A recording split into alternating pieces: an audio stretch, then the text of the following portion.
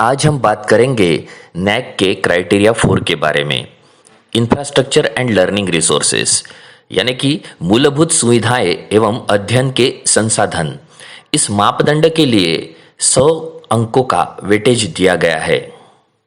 The adequacy and optimal use of the facilities available in an institution are essential to maintain the quality of academic and other programs on the campus. It also requires information on how every constituent of the institution, students, teachers, and staff benefit from these facilities. Expansion of facilities to meet future development is included among other concerns. अगर हम इसका हिंदी में अनुवाद देखेंगे तो परिसर में शैक्षिक और अन्य कार्यक्रमों की गुणवत्ता बनाए रखने के लिए संस्थान में उपलब्ध सुविधाओं की पर्याप्तता और उन सुविधाओं का इष्टतम उपयोग आवश्यक है। इसमें यह जानकारी भी आवश्यक है कि संस्था के प्रत्येक घटक, छात्र, शिक्षक और कर्मचारी इन सुविधाओं से कैसे लाभान्वित होते हैं। विकास की दृष्टि से भविष्य में सुविधाओं का विस्तार करने की योजना पर भी इसमें प्रकाश डालना अपेक्षित है। आधारभूत सुविधाएं एवं अध्ययन के संसाधन के 3 एरियाज है।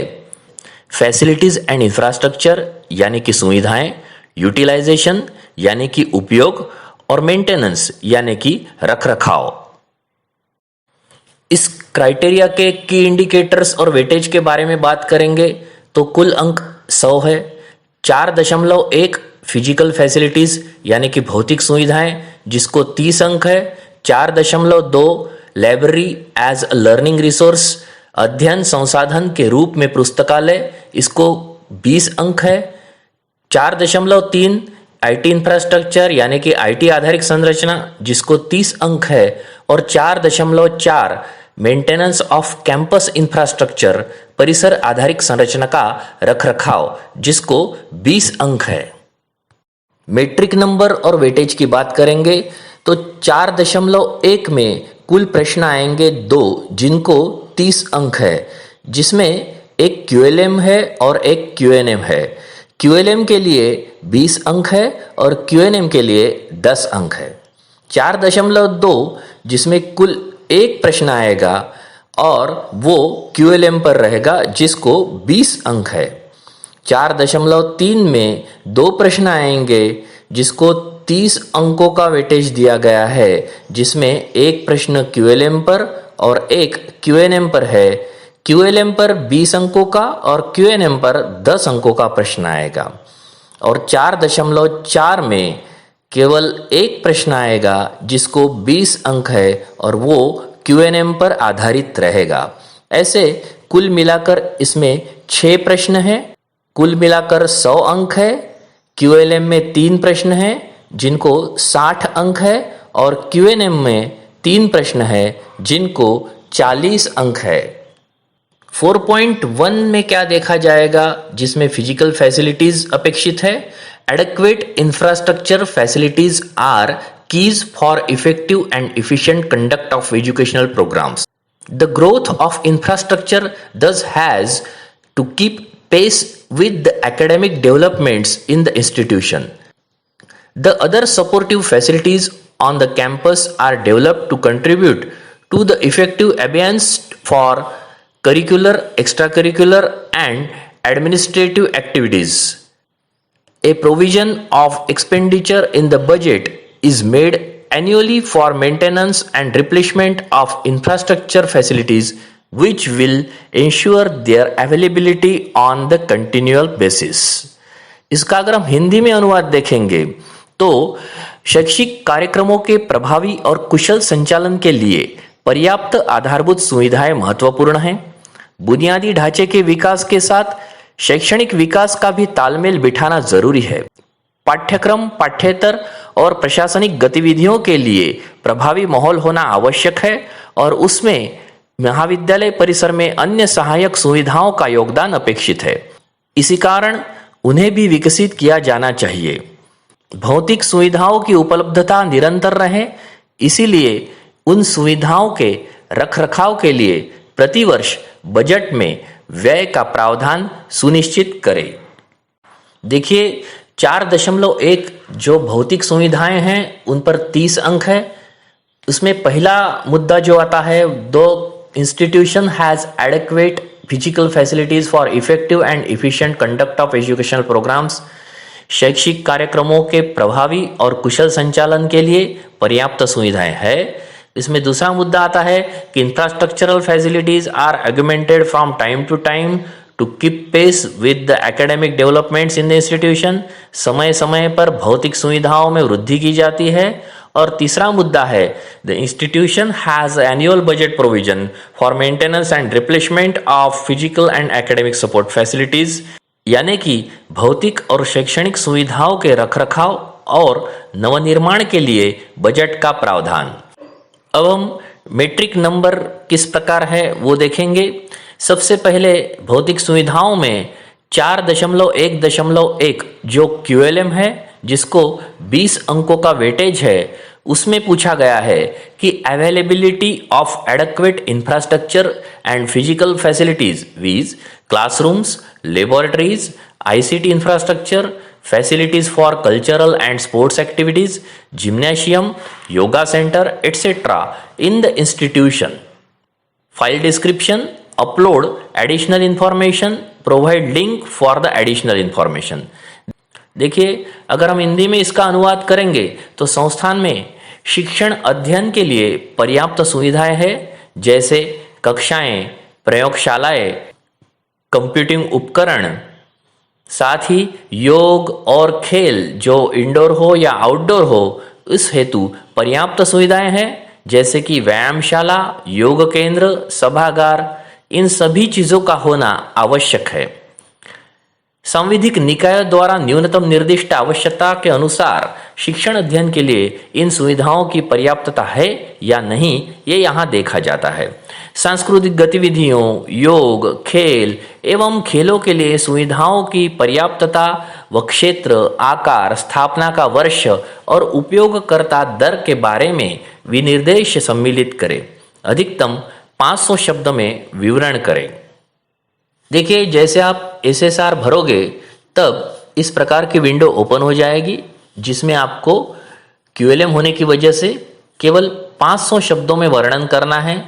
इसमें आप classrooms, laboratories, computing equipment, computers, printers, servers, software, उसके details, facilities for the cultural activities, sports, games, फिर वो इंडोर हो या आउटडोर हो, जिम्नेशियम, योगा सेंटर, इस बारे में आपको वर्णन करना है।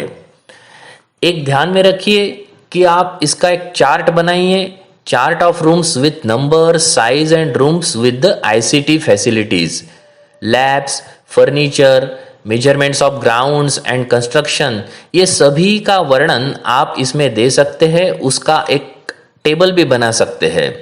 साथ ही में आपको जियोटैग फोटोग्राफ्स जोड़ने हैं हर चीज के।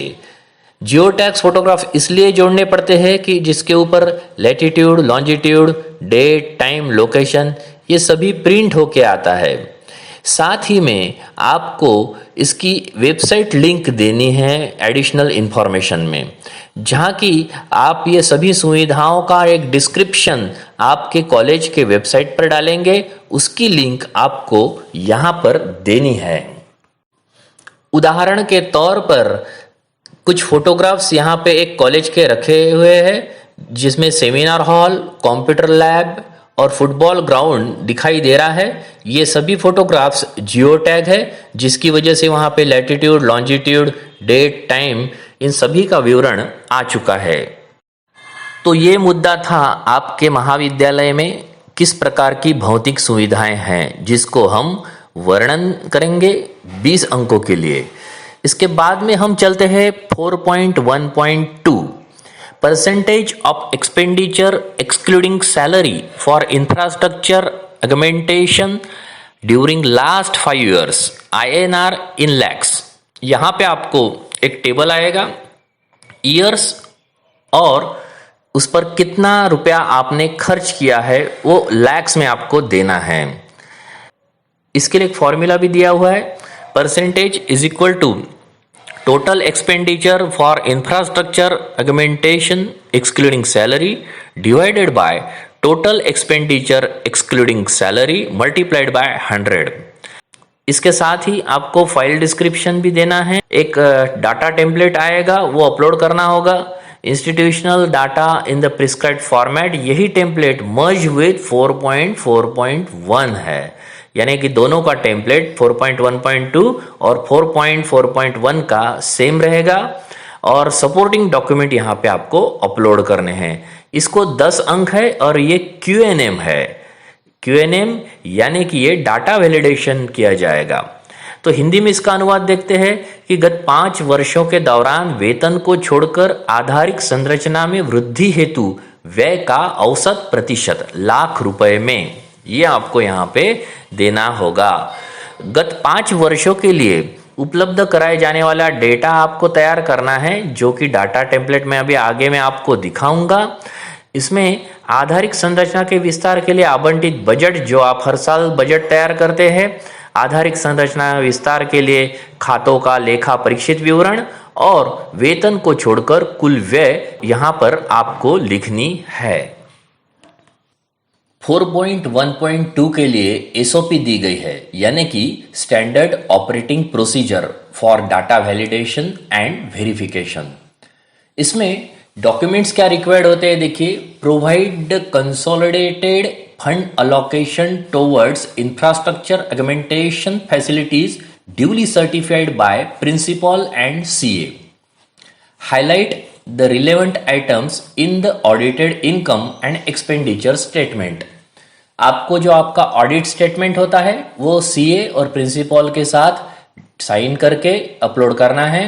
साथ ही में जो भी फिगर्स जिस विषय में हो उनको आपको मार्कर से हाईलाइट करना है। आजकल का तो PDF में भी आप हाईलाइट कर सकते हैं, तो जिस बारे में आप वर्णन कर रहे हैं उसको हाईलाइट करना न भूलिएगा। स्पेसिफिक इंस्ट्रक्शन क्या दिए गए है, specific instructions to higher education institutes. This metric is supposed to be looked at with the perspective of infrastructure augmentation only. केवल जो आप इंफ्रास्ट्रक्चर में बढ़ावा कर रहे हैं उसके लिए देखा जाएगा। In case of privately funded higher education institute, the document should be certified by CA। अगर आपका इंस्टीट्यूट प्राइवेटली फंडेड है तो आपके जो डॉक्यूमेंट्स है वो CA के साइन के साथ सर्टिफाइड होने चाहिए।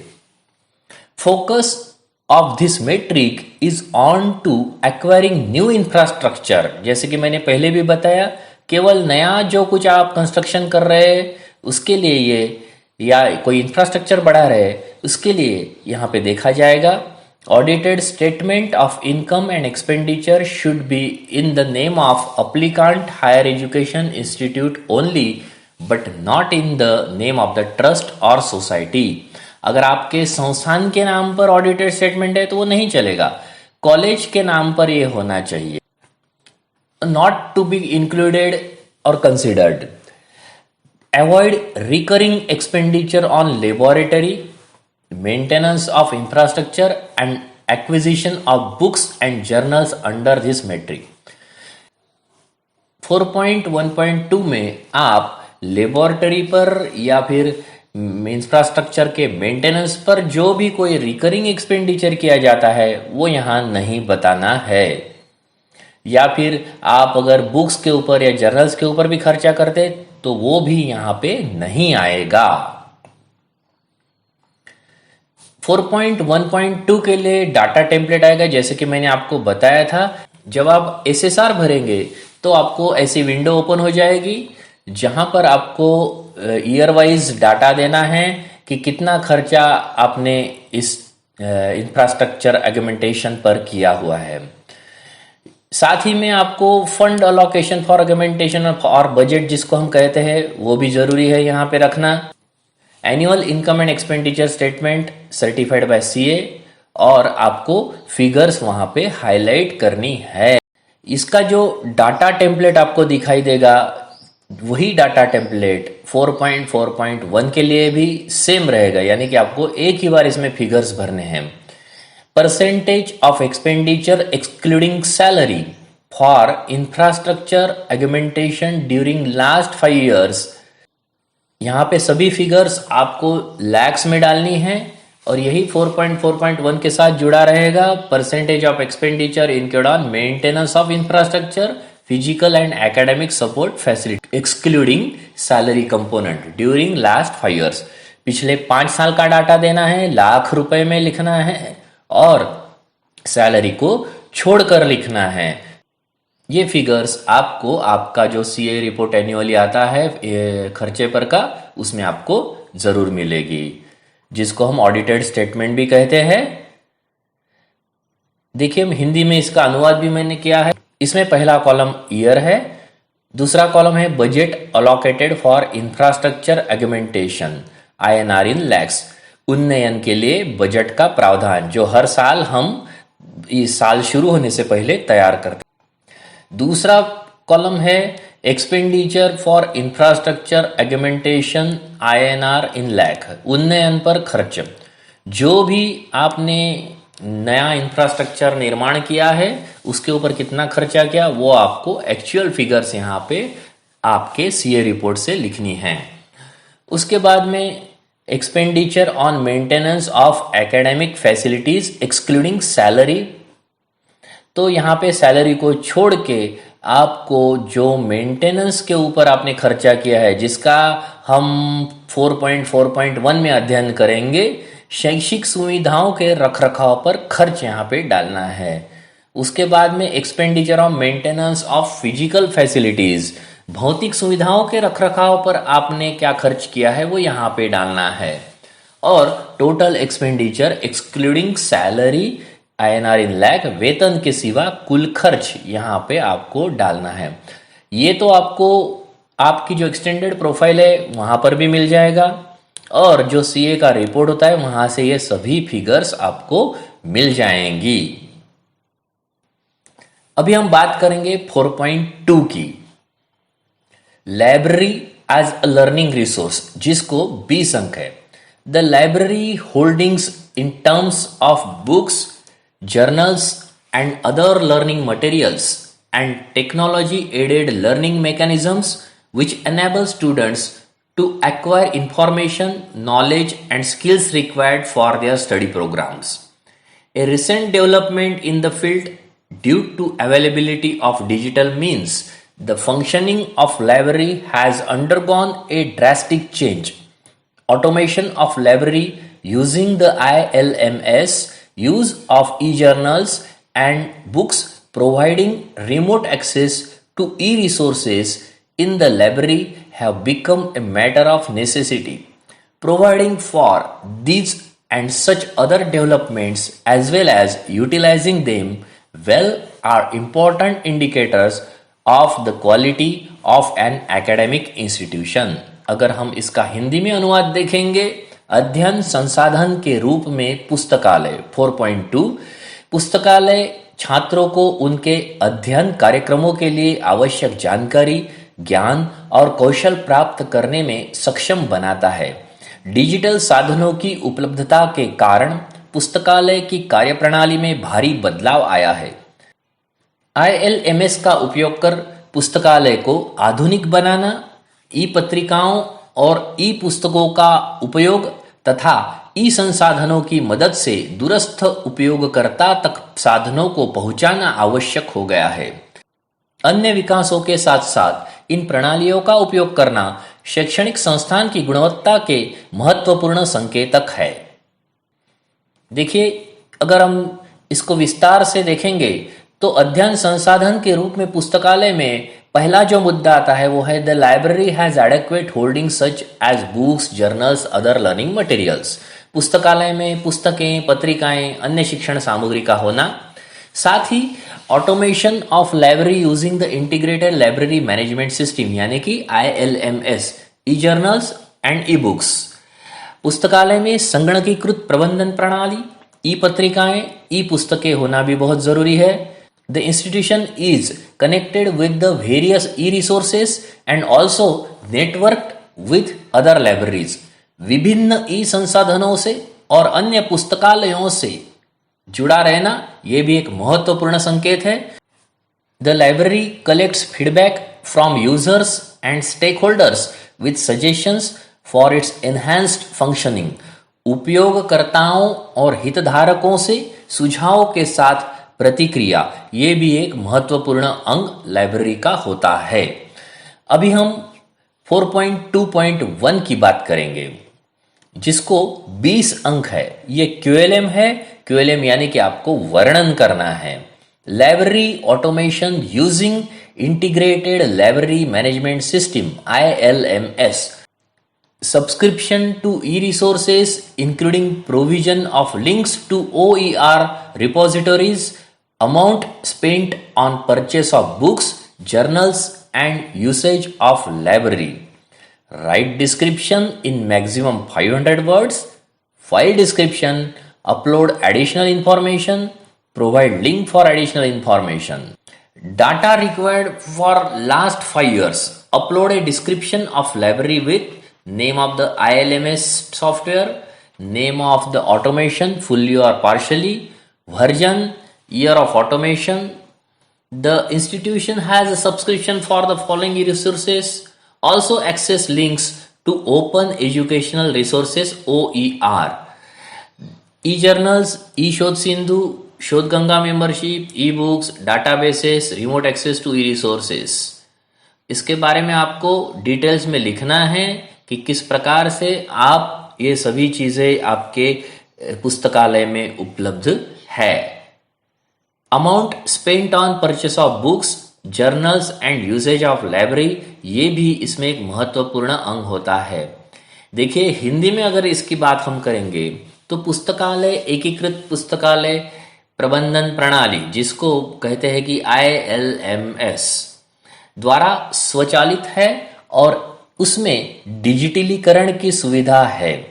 OER यानी कि ओपन एजुकेशनल रिसोर्सेज, जिसको हम कहते हैं हिंदी में मुक्त शैक्षिक साधन प्राप्त करना।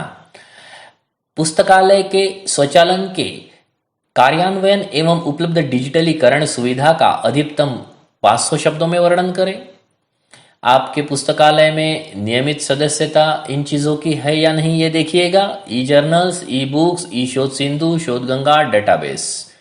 कोई अतिरिक्त जानकारी अगर आप करना चाहे, बताना चाहे, अपलोड करना चाहे तो यहाँ पर कर सकते हैं। 4.2.1 के लिए QLM का क्वेश्चन के 20 अंक है। इस प्रकार की विंडो वहाँ पर ओपन हो जाएगी। यहाँ पर आपको नेम ऑफ द ILMS यानी कि इंटीग्रेटेड लाइब्रेरी मैनेजमेंट सिस्टम का सॉफ्टवेयर आप कौन सा यूज करते हैं, इस बारे में बताना है। नेचर ऑफ ऑटोमेशन, फुल्ली आपने ऑटोमेशन किया है या पार्शियली ऑटोमेशन किया है, वो बताइएगा। आपका वर्जन कौन सा है और किस साल में आपने ऑटोमेशन किया है, ये भी आपको बताना है। जो आप ई-रिसोर्सेज आपके ग्रंथालय पुस्तकालय में है, उसका सब्सक्रिप्शन आपके पास है या नहीं, आपके यहाँ ओपन एजुकेशनल रिसोर्सेस है या नहीं, amount spent on purchase of books, journals भी आपको बताना है और लाइब्रेरी का यूसेज भी बताना है। जो भी आप फोटोग्राफ्स यहाँ पर जोड़ेंगे वो जियो टैग होने चाहिए। लिंक्स ऑफ OER यानी कि ओपन जो भी रिसोर्सेस आपने वहाँ पे रखे हैं लाइब्रेरी में, उनकी लिंक्स आपको देनी है। आपका ऑडिटेड स्टेटमेंट की भी यहाँ पर जरूरत पड़ेगी, क्योंकि पुस्तकों पर, जर्नल्स पर आपने कितना खर्चा किया है। उसके साथ ही बिल रिसिप्ट भी आप जरूर रखिएगा कि जो आपने सॉफ्टवेयर लिया है या कुछ पुस्तकें ली है, जर्नल सब्सक्राइब किए हैं, इन सभी चीज़ों के बिल्स और रिसिप्ट्स होना बहुत ज़रूरी है। जो कि पीयर टीम आपके यहाँ विजिट करेंगी वो ये सब चेक करेगी। लाइब्रेरी यूटिलाइजेशन रजिस्टर भी आपको रखना है टिचर्स और स्टूडेंट्स का, कि कितने बच्चे और टीचर्स हर रोज़ आपके पुस्तकालय का उपयोग करते हैं। चाहे आपका ऑनलाइन डिजिटल हो या ऑफलाइन डाटा हो, आपको यहाँ पे रखना है। वेबसाइट लिंक भी आपको देनी है। कुछ एडिशनल इंफॉर्मेशन आपके कॉलेज की वेबसाइट पर डालकर आप यहाँ पे लिंक दे सकते हैं।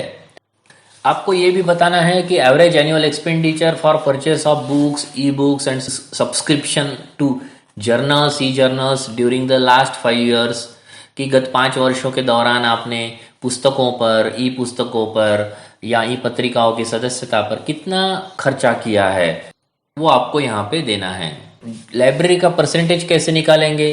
Percentage per day usage of library by teachers and students, footfalls and log in data for the online access, data for the latest completed academic year.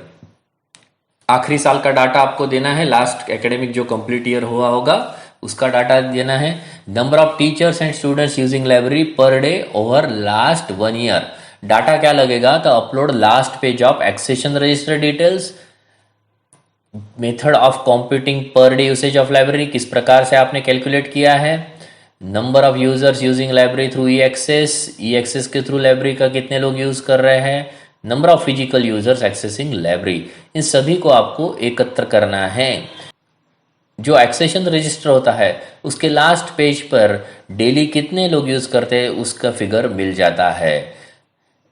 अगर ये इसका फॉर्मूला आप देखेंगे तो number of teachers and students using library per day divided by the total number of teachers and students multiplied by 100, ये आपको यहाँ पे इंफॉर्मेशन आप दे सकते हैं।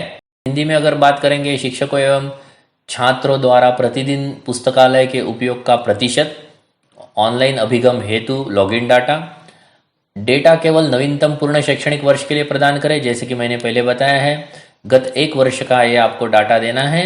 अधिगम रजिस्टर विवरण का अंतिम पृष्ठ अपलोड करें, पुस्तकालय के प्रतिदिन लॉगिन, ऑनलाइन उपयोगकर्ता का डाटा दे, ई एक्सेस के माध्यम से पुस्तकालय का उपयोग करने वाले उपयोगकर्ताओं की संख्या आपको देनी है, और भौतिक उपयोगकर्ताओं फिजिकली जो आपके ग्रंथालय लाइब्रेरी में प्रवेश करते हैं उनकी संख्या सब मिलाकर आपको number of teachers and students using library per day ये फिगर आ जाएगी, divided by total number of teachers and students और टीचर का टोटल फिगर जितना होता है मल्टीप्लाइड बाय 100।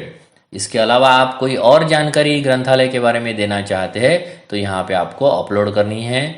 तो कुछ महाविद्यालय इस प्रकार के लाइब्रेरी सॉफ्टवेयर के स्क्रीनशॉट्स वहाँ पे एडिशनल इन्फॉर्मेशन में जोड़ते हैं।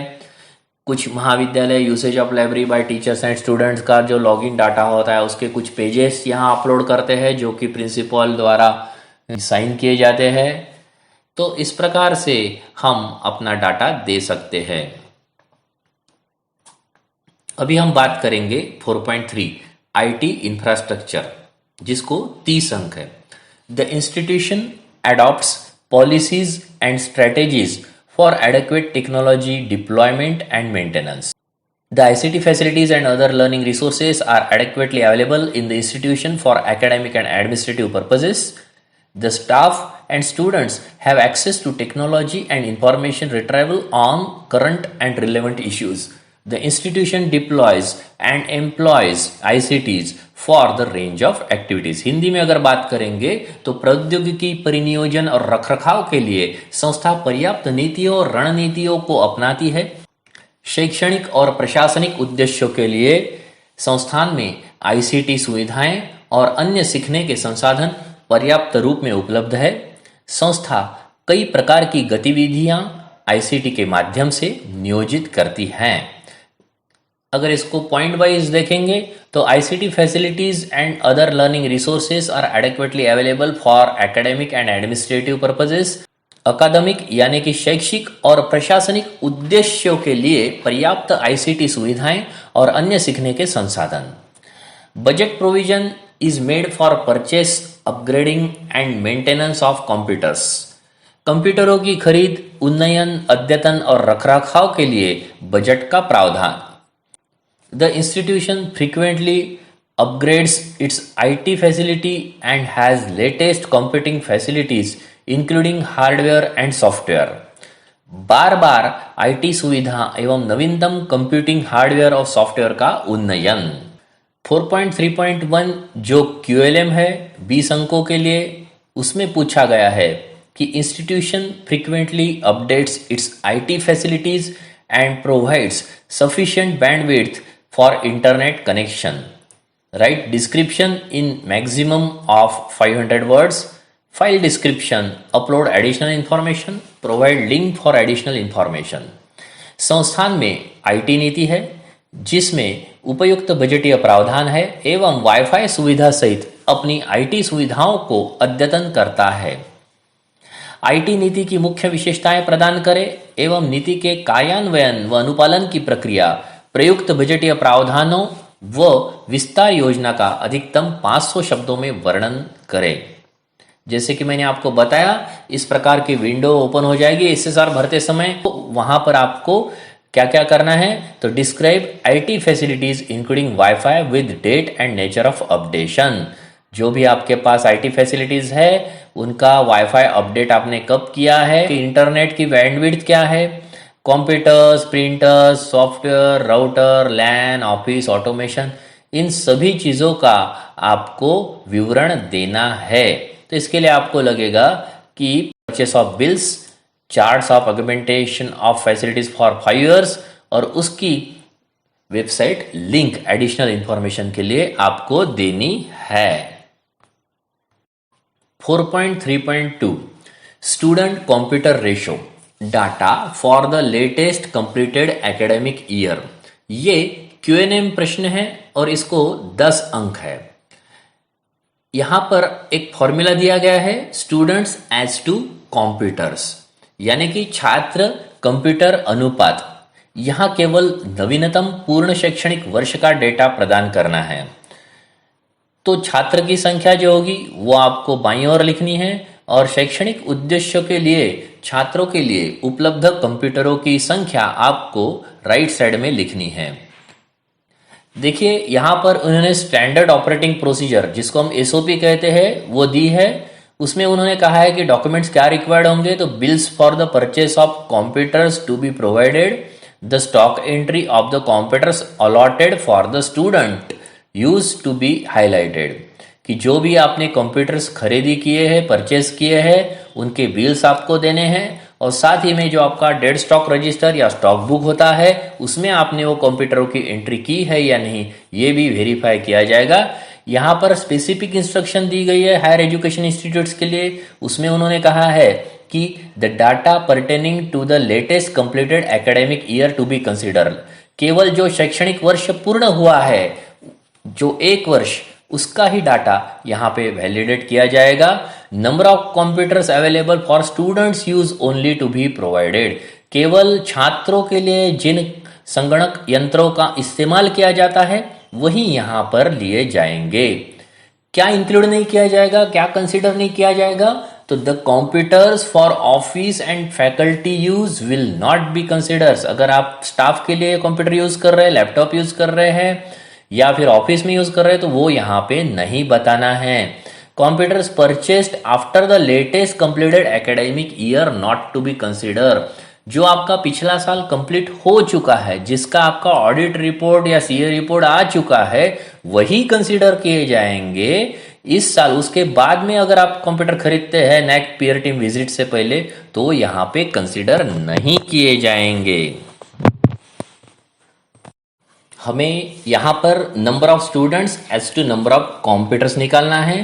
तो इसके लिए हमें डाटा की क्या जरूरत पड़ेगी, number of computers in working condition, total number of students, computers for the students are only considered, जैसे कि मैंने पहले बताया है, stock book register, bills of computer purchased, और data pertaining to the latest completed academic year. इन चीजों का ध्यान अवश्य रखिएगा। बाद में हम चलेंगे 4.4 पर, मेंटेनेंस ऑफ कैंपस इंफ्रास्ट्रक्चर, जिसको 20 अंक है। Having adequate infrastructure is not enough for effective institutional functioning, but regular maintenance and periodic replacement of infrastructure is essential. It is necessary that the institution has sufficient resources allocated for regular upkeep of infrastructure, and there are effective mechanisms for the upkeep of the infrastructure facilities and promote the optimum use of the same. अगर हम इसका हिंदी में अनुवाद देखेंगे तो प्रभावी कामकाज के लिए बुनियादी ढांचा पर्याप्त नहीं है, लेकिन बुनियादी ढांचे का नियमित रखरखाव और समय समय पर पुनःपूर्ति आवश्यक है। यह आवश्यक है कि संस्थान के पास बुनियादी ढांचे के नियमित रखरखाव के लिए पर्याप्त संसाधन और प्रभावी तंत्र हो। उसके इष्टतम उपयोग को बढ़ावा देना उतना ही आवश्यक है। इसमें अगर हम विस्तार से बात करेंगे तो regular maintenance and replacement of infrastructure, infrastructure का नियमित रखरखाव और पुनःपूर्ति, साथ ही the institution allot sufficient funds for maintenance of infrastructure and utilize it, इमारतें और अन्य सामग्री के रखरखाव के लिए पर्याप्त धन का प्रावधान और उसका अधिकतम इष्टतम उपयोग। साथ ही develop mechanisms for the upkeep of the infrastructure facilities and promoting the optimum use of the same, सुविधाओं के रखरखाव के लिए तैयार की गई प्रणाली और उसके इष्टतम उपयोग को बढ़ावा देना ये भी उतना ही जरूरी है। 4.4.1 percentage of expenditure incurred on maintenance of infrastructure, physical and academic support facilities, excluding salary component during last 5 years, INR in lakhs। यहाँ पर आपको ईयर और जितना आपने लाख रुपए में मेंटेनेंस के ऊपर खर्चा किया है वो देना है। इसको कुल 20 अंक यहाँ पर है। हिंदी में अगर हम इसका अनुवाद करेंगे तो गत 5 वर्षों के दौरान वेतन घटक को छोड़कर भौतिक सुविधाओं एवं शैक्षणिक सहायता सुविधाओं के रखरखाव पर किया गया औसत प्रतिशत व्यय वर्ष और लाख रुपए में आपको यहाँ पे अंक देने हैं। गत 5 वर्षों के लिए उपलब्ध कराए जाने वाला डेटा आपको बहुत जरूरी है। इसके लिए डेटा टेम्पलेट यूज किया गया है। 4.1.2 में जो हमने डेटा टेम्पलेट यूज किया था वही डेटा टेम्पलेट यहां पर यूज किया जाएगा। देखिए ये वो डेटा टेम्पलेट है। Percentage of expenditure incurred on maintenance of infrastructure, physical and academic support facilities, excluding salary component during the last 5 years, ये आपको यहाँ पे देनी। इसमें का आधा जो डेटा है वो आपका पहले ही तैयार हो चुका है और आधे फिगर्स यहाँ पे आप डालेंगे तो ये आपको कहाँ से मिलेंगे, तो आपका जो सीए रिपोर्ट होता है वहां से आपको मिलेंगे। जैसे कि पहले 3 कॉलम हमने पहले ही भर चुके हैं। उन्नयन के लिए बजट का प्रावधान, उसके बाद में उन्नयन पर खर्च और बाद में शैक्षिक सुविधाओं के रखरखाव पर खर्च, जो कि हम अब यहाँ पे लिखने वाले हैं। भौतिक सुविधाओं के रखरखाव पर खर्च और वेतन के सिवा कुल खर्च जो आपको सीए रिपोर्ट से मिल जाएगा। जैसे आप एसएसआर भरोगे तो ये ऐसी विंडो ओपन हो जाएगी। सभी अमाउंट आपको lakhs रुपीज में लिखने हैं और यहाँ पे जैसे कि labs, classrooms, library, hostel, office, canteen, grounds, garden, IT, electric और वाटर फैसिलिटीज का मेंटेनेंस के लिए आपने क्या खर्चा का प्रावधान बजट में किया है और कितना खर्चा किया है, ये सभी आप यहाँ दे सकते हैं। यहाँ का डाटा टेम्पलेट जो हमने अभी देखा वो आपको भरना है। डाटा रिक्वायर्ड क्या रहेगा, तो आपका non salary expenditure and expenditure on the maintenance of the infrastructure and academic support facilities, budget आपका लगेगा और ऑडिटेड स्टेटमेंट्स यहाँ पे आपको लगेंगे। हमने मापदंड 4 जो मूलभूत सुविधाएं एवं अध्ययन के संसाधन जिसको कुल अंक है 100, उसका अभ्यास यहाँ पर किया है, जिसमें 3 घटकों पर हमने विशेष ध्यान दिया, सुविधाएं, उपयोग और रखरखाव, जिसमें 4 मैट्रिक्स है और कुल 6 प्रश्न हैं। क्यूएलएम में 3 प्रश्न थे 60 अंक और क्यूएनएम में 3 प्रश्न 40 अंक थे। जिन चीज़ों पर हमने ज़्यादा ध्यान दिया है वो हमारा पहला प्रश्न होता है क्यूएलएम का, जहाँ पर हमने जितनी भी सुविधाएं आपके महाविद्यालय में है, फिर क्लासरूम से लेकर आपके सांस्कृतिक गतिविधियों के लिए भी जो इंडोर आउटडोर स्टेडियम है या सेमिनार हॉल है, ये या फिर ग्राउंड्स है, व्यायामशाला है, योग केंद्र है, सभी चीज़ों का वर्णन हमने इसके पहले प्रश्न में किया है। दूसरे प्रश्न के लिए हमने बात की थी कि कितना चीज़ पर इंफ्रास्ट्रक्चर बढ़ाने के लिए आपका इंस्टीट्यूट या आपका कॉलेज खर्चा करता है। वो हमने देखा कि यहाँ पे वेतन को छोड़कर हमने जो आपका इंफ्रास्ट्रक्चर है उसकी वृद्धि के लिए कितना खर्चा किया, ये हमने देखा था। इसके लिए हमने एक डाटा टेम्पलेट भी भरा हुआ है। 4.2.1 में लाइब्रेरी ऑटोमेशन की बात की है। इंटीग्रेटेड लाइब्रेरी मैनेजमेंट सिस्टम आप किस प्रकार का यूज कर रहे हैं, कौन से ई रिसोर्सेस आपके यहाँ उपलब्ध है, कौन से ओपन एक्सेस वाले रिसोर्सेस आपके यहाँ है, पुस्तकों के या जर्नल्स की खरीदी पर आपने कितना खर्चा किया है, ये सभी का वर्णन हमने 4.2.1 में किया था। उसके बाद में हमने 4.3.1 में कि संस्थान की जो नीति है आईटी इंफ्रास्ट्रक्चर को अपडेट करने की, उसके बारे में हमने विवरण यहाँ पे क्यूएलएम में 20 अंकों के लिए किया है। किस प्रकार से आपका महाविद्यालय ये आईटी फैसिलिटीज़ को अपडेट करते रहता है, बैंड चाहे उसमें बैंडविड्थ हो या फिर कोई कंप्यूटर्स हो, प्रिंटर्स हो, या फिर कोई और जो लैन वगैरह की चीज़ें हो, वाईफाई फैसिलिटीज़ के संबंध में जो भी आप यहाँ पे इम्प्रूव करते हैं, अपडेट करते हैं, उसका वर्णन यहाँ पे आपको करना था। उसके बाद में हमने देखा कि स्टूडेंट कंप्यूटर रेशियो आपके महाविद्यालय में क्या है, कितने स्टूडेंट के पीछे कितने कंप्यूटर्स है, वो भी आपको यहाँ पे देना था। और यहाँ पे हमने एक बात और ध्यान में रखनी है कि केवल और केवल स्टूडेंट के लिए यूज़ किए जाने और चालू स्थिति में यानी योग्य स्थिति में होने वाले कंप्यूटर्स ही आपको यहाँ पे देने हैं। और लास्ट में हमने देखा percentage of expenditure include of maintenance of infrastructure. आपका जो इंफ्रास्ट्रक्चर के मेंटेनेंस के लिए फिर वो शैक्षिक रूप से हो या फिजिकल फैसिलिटीज़ के रूप में हो, उन पर आप क्या खर्चा करते हैं। जो भी आपने कंस्ट्रक्शंस किया है उनका रखरखाव किस प्रकार से कर रहे हैं, या फिर आपके पास जो कंप्यूटर्स है या फिर कोई भी चीज़ें जो इस संबंध में आती है, किस प्रकार से आप उसका मेंटेनेंस करते हैं, ये हमने यहाँ पे देखा है। तो इस प्रकार से ये हमारा क्राइटेरिया नंबर 4 पूरा हुआ।